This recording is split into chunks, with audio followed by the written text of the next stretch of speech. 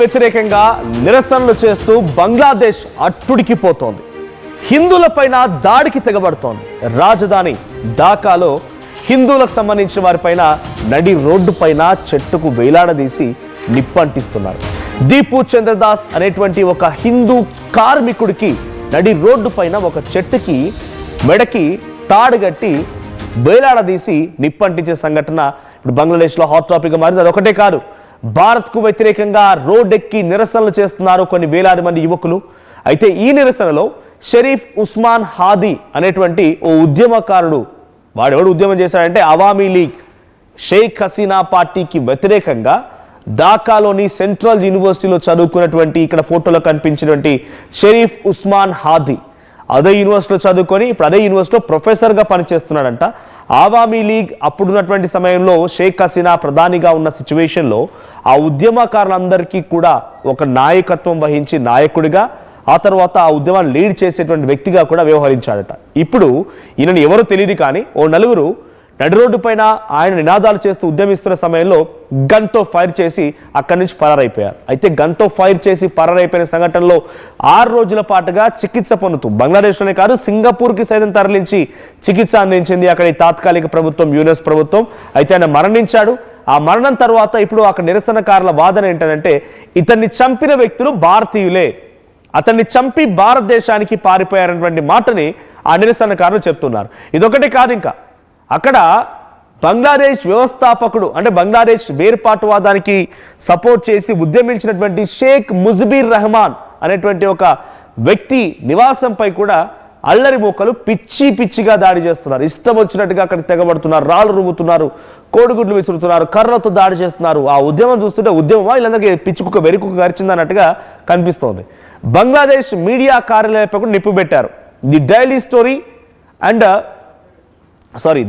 Star and ప్రోతమ్ అలో అనేటువంటి 2 print media ఆఫీసులపై కూడా వాళ్ళు నిప్పంటించారు. కారణం ఏంటంటే ఇప్పటికీ ఆ ఉద్యమానికి సహకరించకుండా షేక్ హసీనా పార్టీకి, షేక్ హసీనా మద్దతుదారులకి అండ్ భారతదేశానికి అనుకూలంగా ఈ 2 మీడియా కథనాలు, 2 మీడియా పత్రికలు కూడా వార్తలు రాస్తున్నాయని చెప్పి అల్లరి మూకలు వెళ్ళి ఆ మీడియా పత్రికల పైన కూడా దాడి చేసి నిప్పంటించారు. చిత్తోగ్రామ్లోని భారత అసిస్టెంట్ హై కమిషన్ కార్యాలయాన్ని కూడా ముట్టడించారు. సో ప్రెసెంట్ హై టెన్షన్ సిచ్యువేషన్లో ఉంది. సో మీకు చాలా వివరంగా బ్రీఫ్గా బంగ్లాదేశ్ భారత్కి మధ్య ఎటువంటి విభేదాలు ఉన్నాయి, బంగ్లాదేశ్ భారత్పై ఎటువంటి కుట్రలు పడుతోంది, పాకిస్తాన్తో కలిసి బంగ్లాదేశ్ భారత్పై ఎటువంటి దురాలోచన చేస్తుందో మీకు వివరంగా చెప్పే ప్రయత్నం చేస్తాను. సో షేక్ హసీనా తను అక్కడి నుంచి పారిపోయి భారత్కు వచ్చి భారత్లో శరణార్థిగా ఉన్న విషయం తెలిసిందే. అంతకంటే ముందు గతంలో ఏం జరిగింది, రిజర్వేషన్ల కోసం మైనార్టీలు మెజార్టీలు అని చెప్పేటువంటి ఉద్యమాలు తలెత్తాయి. అవామీ లీగ్ పార్టీకి వ్యతిరేకంగా, ప్రభుత్వానికి వ్యతిరేకంగా ఎటువంటి ఉద్యమాలు వచ్చాయో చూసాం. సో ఆ తర్వాత జరిగిన రీసెంట్ డేస్లో అక్కడ ఇంటర్నేషనల్ క్రైమ్ ట్రిబ్యునల్ షేక్ హసీనాకి మరణశిక్ష విధించింది. ఎందుకు? తను గతంలో అక్కడ ప్రధానిగా ఉన్న సమయంలో అక్కడ ఉద్యమకారులను అణిచివేయడం కోసం హతమార్చమని చెప్పి అక్కడటువంటి పోలీస్ ఉన్నతాధికారులకు ఆదేశాలు జారీ చేశారు. ఆ క్రమంలోనే చాలా వందలాది మంది ఆ పోలీసుల ఎన్కౌంటర్లో, పోలీసుల యొక్క దాడుల్లో, పోలీసుల యొక్క కాల్పుల్లో మరణించారనేటువంటి వార్తతో పెద్ద ఎత్తున బంగ్లాదేశ్ ప్రస్తుత తాత్కాలిక ప్రభుత్వం విభేదిస్తూ షేక్ హసీనాపై ఫిర్యాదు చేయడంతో షేక్ హసీనాకు సంబంధించిన విషయం కోర్టులో విచారణకు వచ్చింది. తనకి శిక్ష కూడా పడింది. అయితే ఆ శిక్షని అనౌన్స్ చేశారు, కానీ ఆ శిక్షను ఇంప్లిమెంట్ చేయాలంటే షేక్ హసీనా ప్రస్తుతం భారతదేశం దగ్గర శరణార్థిగా ఉన్నారు. సో ఈ తరుణంలో ఏం జరిగింది? కొన్ని రోజుల పాటు కోర్టు కేసులు, విచారణ అన్ని జరుగుతూ వచ్చాయి. సో మధ్యలోనే మొహమ్మద్ యూనస్ సంబంధించినటువంటి ప్రభుత్వం, తాత్కాలిక ప్రభుత్వం అక్కడ ఉంటే వకార్, సో అక్కడి ఆర్మీ చీఫ్ వకార్ ఏం చేశాడంటే ఎన్ని రోజుల పాటుగా ఈ తాత్కాలిక ప్రభుత్వం ఉంటుంది, ఈ ప్రభుత్వాన్ని వెంటనే మీరు మార్చేయండి అని చెప్పి కొంత సజెషన్ ఇచ్చాడంటే ప్రభుత్వానికి. ఏమని? ఇక్కడ ఉన్న సిచ్యువేషన్లో నేను శాంతి భద్రతలకు కొంత విఘాతం కలగకుండా కంట్రోల్ చేసే ప్రయత్నం చేస్తున్నాను, I'm trying my level best. కానీ తాత్కాలిక ప్రభుత్వం కాకుండా ప్రజల చేత ఎన్నుకోబడే ప్రభుత్వం కనుక అధికారులకు వస్తే ప్రభుత్వాలు కొంత నెమ్మదిస్తారు, వాళ్ళ సమస్యలు కూడా తీరుతాయని చెప్పి ఆయన సజెస్ట్ చేస్తే ఆయన సజెషన్ని కూడా తప్పుపడుతూ ఏకంగా ఆర్మీ చీఫ్నే మార్చేద్దామన్న చందంగా యూనస్ ప్రభుత్వం ప్రయత్నం చేసింది. యూనస్ ప్రయత్నం చేశాడు. బంగ్లాదేశ్ మొత్తాన్ని ఇస్లామిక్ దేశంగా మార్చాలి అంటే ఏ మాత్రం అక్కడ హిందువులు అనే వాళ్ళే ఉండకూడదు, కంప్లీట్ ఇస్లామిక్ దేశంగా ఉండిపోవాలి. పాకిస్తాన్ మాదిరిగా, తర్వాత ఇరాన్, ఇరాక్ల మాదిరిగా, ఈ దేశాల మాదిరిగా ఇస్లామిక్ దేశం అయిపోవాలి బంగ్లాదేశ్ అనే ఆలోచనలో యూనస్ ఉన్నాడు. కానీ షేక్ హసీనా అక్కడ ప్రధానిగా ఉన్నప్పుడు ఇస్లామిక్ దేశంగా మార్చాలనే ఆలోచన లేకుండే. అందరూ సరిసమానంగా ఉండాలి, ఇస్లామిక్ దేశాలంటే ఆ పద్ధతులు పాటించకూడదు, డెమోక్రసీ ఉండాలి, తర్వాత అక్కడ పబ్లిక్కి ఓటు వేసే హక్కు ఉండాలి, మెజారిటీ మైనారిటీ అనే విధానాలు ఉండాలి.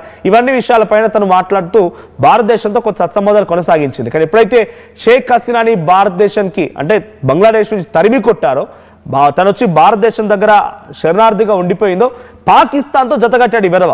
సో ఆ తర్వాత ఏం జరిగింది, ఇప్పుడు జరిగిన ఇన్సిడెంట్స్ ఇంత స్థాయిలో చోటు చేసుకోవడం గల కారణం ఏంటంటే ఫోటోలో కనిపిస్తుంది షరీఫ్ ఉస్మాన్ హాదీ ఇంక్విలాబ్ మంచ్ స్పోక్స్ పర్సన్ అంట.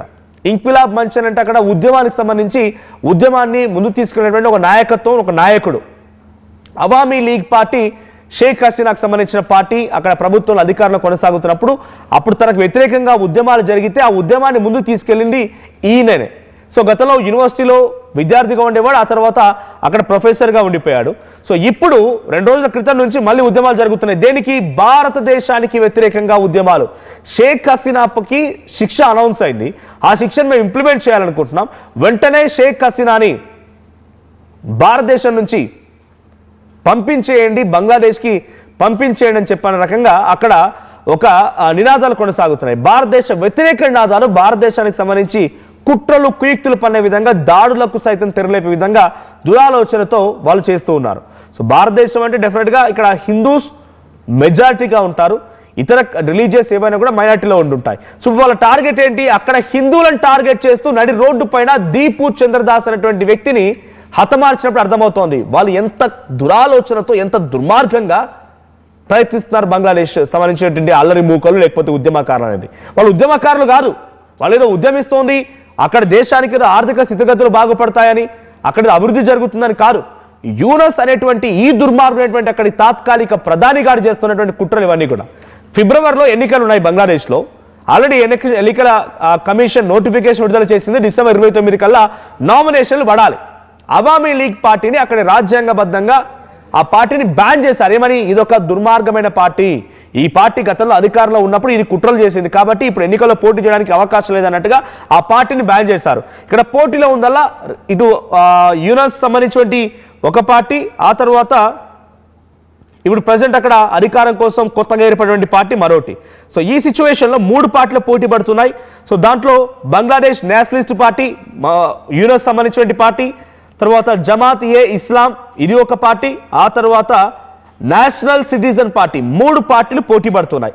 సో ఈ 3 పార్టీలకు సంబంధించి అధికారం కోసం కొట్లాడేటువంటి తరుణంలో మహమ్మద్ యూనస్ ఏం చేస్తున్నాడు? అక్కడ ప్రజల్ని రెచ్చగొట్టి డబ్బులు ఇచ్చి మరి ఈ కృత్రిమ ఉద్యమాలను సృష్టిస్తున్నాడు, ఆర్టిఫిషియల్ ఒక ప్రొటెస్ట్ సృష్టిస్తున్నాడు.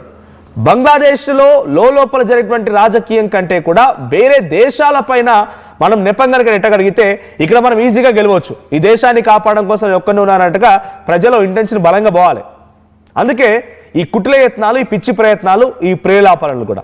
సో ప్రజెంట్ అక్కడ బంగ్లాదేశ్లో నిజంగానే ఉద్యమించాలనుకుంటే అక్కడ ఇన్ఫ్లేషన్పై ఉద్యమం చేయొచ్చు, రిజర్వేషన్లు వాటిపై చేయొచ్చు, రోజ్గార్ ఎంప్లాయ్మెంట్ పై వాళ్ళు ఉద్యమం చేయొచ్చు, ఎడ్యుకేషన్ పై ఉద్యమం చేయొచ్చు. కానీ ఏం కాకుండా భారతదేశంపై ఉద్యమం చేస్తూ అక్కడ కొట్లాడతారు. అయితే దీంట్లో 2 పత్రికలకు సంబంధించినటువంటి కార్యాలయాలను కూడా నిన్న వాళ్ళు నిప్పంటించారు ఈ ఉద్యమకారులు, అల్లరి మూకలు, ఈ పిచ్చి కుక్కలు. సో ఎందుకు కారణం అని అంటే ఇది డైలీ స్టార్ ఒకటి, తర్వాత ఇంకొక పత్రిక ప్రథోమ్ అలో అని చెప్పి. సో ఈ 2 పత్రికల కార్యాలయంపై దాడి చేయడం గల మెయిన్ రీజన్ ఒకటి ఏంటంటే అవామీ లీగ్ పార్టీపై బ్యాన్ వేసిన గత ప్రధాని షేక్ హసీనాకి సపోర్టివ్గా ఈ ఉద్యమకారుల యొక్క ఉద్యమాన్ని నీరుగార్చే విధంగా వార్తలు రాస్తున్నారంటే ఒక ఆలోచన వాళ్ళు ఉన్నారు. వాళ్ళు రాస్తున్నది వాస్తవాలే. యూనస్ ప్రభుత్వాన్ని వ్యతిరేకంగా రాసినంత మాత్రాన, యూనస్ ప్రభుత్వం యొక్క తీరుని ఎండగట్టినంత మాత్రాన వాళ్ళు రాసిన తప్పు ఇలా రాయాలని చెప్పడానికి మీరెవరు అసలు? సో వాళ్ళు రాసేటువంటి వార్తలకు వ్యతిరేకంగా భారతదేశానికి మీరు సపోర్ట్గా ఉంటారా?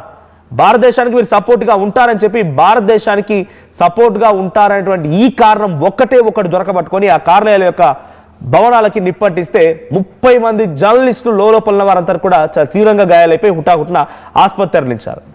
సో ఆర్మీ కంట్రోల్ చేసేందుకు ప్రయత్నం చేస్తోంది, కానీ ప్రభుత్వమే పేడ్ ఆర్టిస్టులను పెట్టి ఉద్యమం చేయిస్తుంటే ఆర్మీ ఏం పని చేయగలుగుతుంది? పోలీస్ అధికారులు ఏం పని చేయగలుగుతారు? దాకా మొత్తం అట్టుడికిపోతోంది. అయితే ఇక్కడ ఈ పిచ్చుకుక్కకి, యూనస్ లాంటి పిచ్చుకుక్కకి ఆ షహబాజ్ లాంటి ఒక దుర్మార్గుడు తోడయ్యాడు. పాకిస్తాన్కి సంబంధించినటువంటి ఉగ్రవాద సంస్థలకి ఆశ్రయం కల్పిస్తూ ఈ రకమైనటువంటి పేడ్ ఆర్టిస్టులతోని అక్కడ ఉద్యమాలు చేపడుతున్నాడు. ఇస్లామిక్ దేశంగా మార్చాలనుకుంటున్నాడు. భారతదేశానికి వ్యతిరేకంగా బంగ్లాదేశ్లో ఉద్యమాలు ఏంటారా వెదవా? షేక్ హసీనా అప్పగించడం మీ టార్గెట్, రైట్? అంతకు మించి భారతదేశానికి బంగ్లాదేశ్కి విభేదాలు లేనే లేవు. షేక్ హసీనాని అప్పగించమని చెప్పి లీగల్గా ప్రొసీజర్ ఏం ఫాలో కావాలో ఫాలోగా, లీగల్ ప్రొసీజర్స్ ఉంటాయి, దాన్ని ఫాలో అవ్వు, లీగల్గా ముందుకు వెళ్ళు. ఇక్కడ ఛాలెంజ్ అయ్యి లేదు కాదు కూడదు అనుకుంటే నీకు నాకు మధ్యవర్తిత్వంగా ఒక యునైటెడ్ నేషన్ ఆర్గనైజేషన్ ఉంది కదా, అక్కడ ఛాలెంజ్ అయ్యి, అక్కడ అడుగు, అక్కడ డిమాండ్ చేయి, అక్కడ పుట్ ఫార్వర్డ్ చేయి. ఎస్, భారతదేశం ఈ రకంగా మా దగ్గర శిక్ష పడేటువంటి ఆ వ్యక్తికి అక్కడ శరణార్థిగా ఉంటే అక్కడ ఆశ్రయం ఇస్తోంది, అలా ఇవ్వకూడదని చెప్పి అక్కడ ఛాలెంజ్ చేయి. కానీ భారత్కి వ్యతిరేకంగా అక్కడ లోపల ఇంత దుర్మార్గాలు, భారతదేశ ఎంబసీపై దాడి చేయడాలు, భారతదేశం కార్యాలయాలపై దాడి చేయడాలు, భారత్కు వ్యతిరేకంగా నినాదాలు కొనసాగించడాలు, హిందువులపైన దాడి చేసి నడి రోడ్డు పైన నిప్పంటించడాలు, ఇటువంటి దుర్మార్గమైన చర్యలు కొనసాగుతున్నాయి. మరి ఇంత దుర్మార్గంగా ఇంత దమనకాండను అక్కడ సృష్టిస్తూ ఉన్నా, మరణకాండను సృష్టిస్తూ ఉన్నా భారత ప్రభుత్వం ఇప్పటికీ రియాక్ట్ కాకపోవడం పైన కూడా పెద్ద ఎత్తున అందరినీ ఒక ఇబ్బందికి, అనుమానానికి గురి చేస్తోంది. మరి భారత ప్రభుత్వం బంగ్లాదేశ్లో జరిగినటువంటి ఈ దారుణమైనటువంటి పరిస్థితులపైన రియాక్ట్ అవుతోందా? మన హిందువుల పైన ముఖ్యంగా చేసినటువంటి దాడిని అక్కడ ఎలా చూస్తారు? ఎవరైనా భారతీయులు కనుక అక్కడ ఉంటే వాళ్ళ పరిస్థితి ఏంటి అని ఆలోచన చేసైనా భారత ప్రభుత్వం రియాక్ట్ అవుతుందో చూడాలి. సో ప్రజెంట్ ఏదేమైనా అక్కడ సిచ్యువేషన్ మరి ఎక్స్ట్రీమ్గా మారిపోయింది. షేక్ హసీనా ప్రస్తుతానికి ఇంకా భారతదేశంలోనే శరణార్థిగా ఉండిపోయారు. అక్కడ ఫోటోలో కనిపించినటువంటి షరీఫ్ ఉస్మాన్ హాతి, వీడి మరణంతో మరింత నెక్స్ట్ లెవెల్గా మారిపోయింది. వాడిని చంపింది కూడా భారతీయులే చంపి మళ్ళీ భారతదేశానికి పారిపోయారు. కాబట్టి మనం భారతదేశంపై ఉద్యమించాలి. దీనికి తోడు పాకిస్తాన్ అవుతోంది, చైనా కూడా బంగ్లాదేశ్కి సపోర్ట్ కదిలి వస్తోంది. మన చుట్టూ ఒక రెడ్ జోన్ ఏర్పడింది. ఇప్పుడు మనకు ఒకవైపుగా పాకిస్తాన్, ఇంకోవైపుగా చైనా అండ్ ఇంకోవైపుగా బంగ్లాదేశ్. ఈ మూడు మన దేశానికి వ్యతిరేకంగా ఉన్నటువంటి శక్తులే. బంగ్లాదేశ్ పాకిస్తాన్తో జతకట్టి ఇప్పటికీ అనేక రకాల కుట్రలు చేస్తోంది. మన దేశానికి వ్యతిరేకంగా బంగ్లాదేశ్లో ఉద్యమిస్తోంది. అక్కడ భారతీయులని, హిందువులని పెద్ద ఎత్తున నడి రోడ్డు పైన నిప్పంటిస్తూ ఉన్నారు. గతంలో కూడా జరిగింది ఇదే. యోనస్ లాంటి వాడే దీనికి రెచ్చగొట్టి గతంలో షేక్ హసీనా లాంటి వ్యక్తుల పైన, షేక్ హసీనా లాంటి ప్రధానుల పైన చాలా దుర్మార్గమైనటువంటి దమనకాండను సృష్టించి ఈ రకమైన పరిస్థితులు దారి తీసుకోవడానికి కారణం వాడే. ఒక రకంగా బంగ్లాదేశ్లో ఈ పరిస్థితి వచ్చిందంటే పాకిస్తానే కారణము, చైనానే కారణము. ఇది చాలా క్లుప్తంగా 100% కాన్ఫిడెంట్గా చెప్పొచ్చు. జైష్ ఈ మహమ్మద్ ఉగ్రవాద సంస్థ లాంటి సంస్థలను తీసుకొచ్చి వాడు పక్కలో పడుకోబెట్టి వాళ్ళతో ఆ ఉద్యమాలు నడిపిస్తున్నాడు. అర్థం చేసుకోండి ఎంత దుర్మార్గమైన చర్యలకు బంగ్లాదేశ్ పాల్పడుతుందో. సో సిచ్యువేషన్ ఎక్స్ట్రీమ్ అయిపోయింది. ఇది ఇంకా కంటిన్యూ అవుతుంటే కనుక బంగ్లాదేశ్ మరిన్ని రోజుల్లోనే పూర్తిగా అట్టుడికిపోయే అవకాశం ఉంది. కొంత భారత్ పైన కూడా దీని ప్రభావం కనిపించే అవకాశం ఉంది. మరి దీనిపై భారత గవర్నమెంట్ ఎలా రెస్పాండ్ అవుతుందో చూడాలి.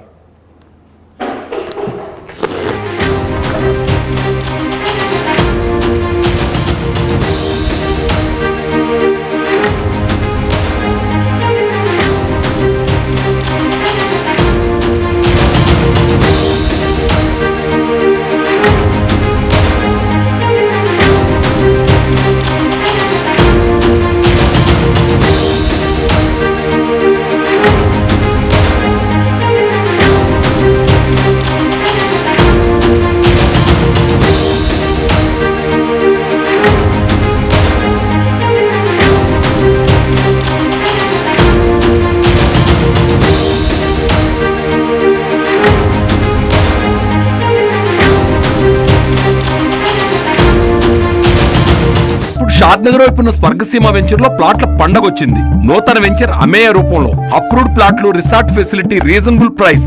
స్వర్గసీమ వారి నూతన వెంచర్ అమేయ. నగల సామ్రాజ్యం పెద్దది. మన వేడుకల్లో నగల పాత్ర పెద్దది.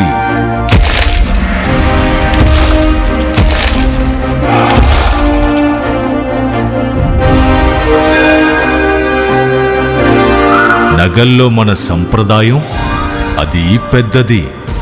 అదే విధంగా నగలు కొనేటప్పుడు మీ సేవింగ్స్ కూడా ఇకపై పెద్దగా ఉంటుంది. బంగారు నగల చరిత్రలోనే లేని విధంగా అన్ని నగల తరుగును ముందు కన్నా ఇంకా తగ్గించాం. ఈ తక్కువ తరుగును చూస్తే వెంటనే నగలు కొనేస్తారు. డైమండ్ జ్యువెలరీ ధరలు కూడా పెద్ద లెవెల్లో తగ్గించాం. ఇక